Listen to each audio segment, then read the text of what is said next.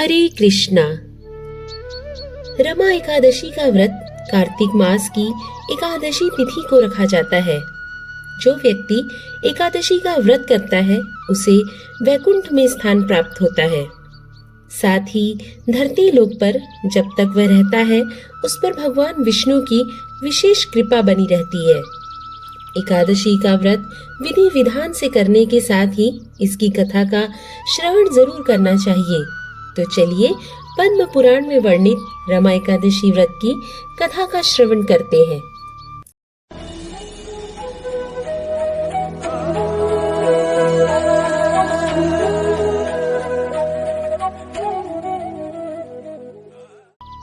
युधिष्ठिर ने कृष्ण से पूछा, हे जनार्दन, मुझ पर आपका स्नेह है, अतः कृपा करके बताइए कार्तिक कृष्ण पक्ष में कौन सी एकादशी आती है। इस पर भगवान श्री कृष्ण बोले, राजन, कार्तिक के कृष्ण पक्ष में जो परम कल्याणकारी एकादशी होती है वह रमा के नाम से विख्यात है। रमा परम उत्तम है और बड़े बड़े पापों को हरने वाली है। प्राचीन काल में मुचकुंद नाम का एक राजा था। उसकी इंद्र के साथ मित्रता थी और साथ ही यम, कुबेर, वरुण और विभीषण भी उनके मित्र थे। यह राजा बड़ा धर्मात्मा, विष्णु भक्त और न्याय के साथ राज करता था। उस राजा की एक कन्या थी जिसका नाम चंद्रभागा था। उस कन्या का विवाह चंद्रसेन के पुत्र शोभन के साथ हुआ। एक समय वह शोभन ससुराल आया। उन्हीं दिनों जल्द ही पुण्यदायिनी रमा एकादशी आने वाली थी। जब व्रत का दिन समीप आ गया तो चंद्रभागा के मन में अत्यंत सोच उत्पन्न हुआ कि मेरे पति अत्यंत दुर्बल है और मेरे पिता की आज्ञा अति कठोर।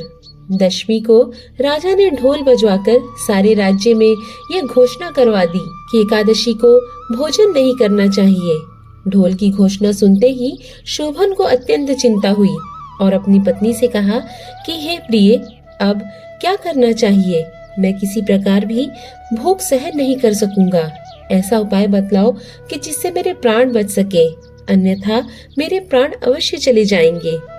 चंद्रभागा कहने लगी कि हे स्वामी, मेरे पिता के राज में एकादशी के दिन कोई भी भोजन नहीं करता। हाथी, घोड़ा, ऊंट, बिल्ली, गौ आदि भी तृण, अन्न, जल आदि ग्रहण नहीं कर सकते। फिर मनुष्य का तो क्या ही कहना। यदि आप भोजन करना ही चाहते हैं तो किसी दूसरे स्थान पर चले जाइए, क्योंकि यदि आप यहीं रहना चाहते हैं तो आपको अवश्य व्रत करना पड़ेगा। ऐसा सुनकर शोभन कहने लगा कि हे प्रिय, मैं अवश्य व्रत करूंगा। जो भाग्य में होगा वह देखा जाएगा। इस प्रकार से विचार कर शोभन ने व्रत रख लिया और वह भूख प्यास से अत्यंत पीड़ित होने लगा। जब सूर्य नारायण अस्त हो गए और रात्रि को जागरण का समय आया, जो वैष्णवों को अत्यंत हर्ष देने वाला था, परंतु शोभन के लिए अत्यंत दुखदायी हुआ। प्रातःकाल होते ही शोभन के प्राण निकल गए। तब राजा ने सुगंधित काष्ठ से उसका दाह संस्कार करवाया, परंतु चंद्रभागा ने अपने पिता की आज्ञा से अपने शरीर का दग्ध नहीं किया और शोभन की अंत्येष्टि क्रिया के बाद अपने पिता के घर में रहने लगी। रमा एकादशी के प्रभाव से शोभन को मंदराचल पर्वत पर धन धान्य से युक्त तथा शत्रुओं से रहित एक सुंदर देवपुर प्राप्त हुआ।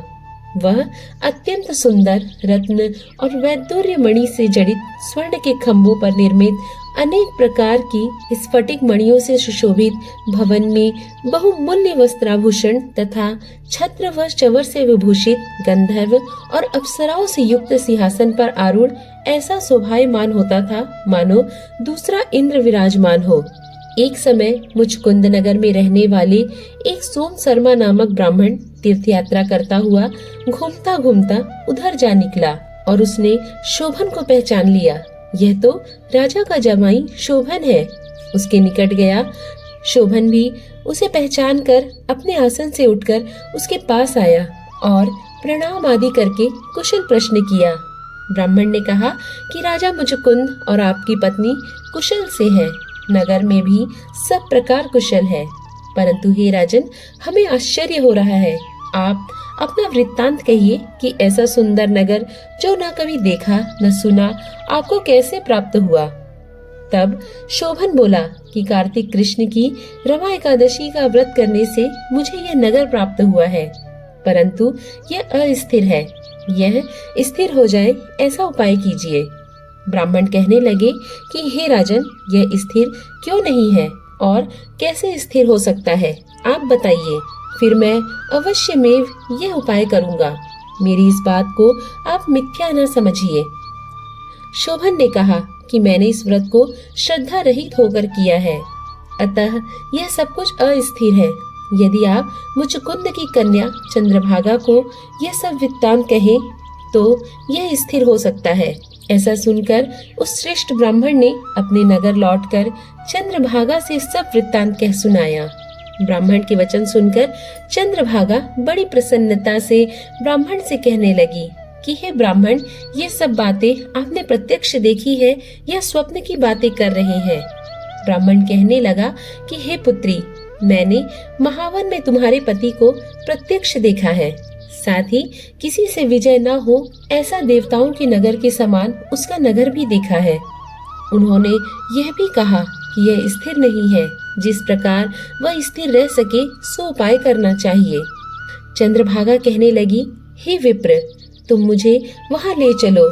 मुझे पति देव के दर्शन की तीव्र लालसा है। मैं अपने किए हुए पुण्य से उस नगर को स्थिर बना दूंगी।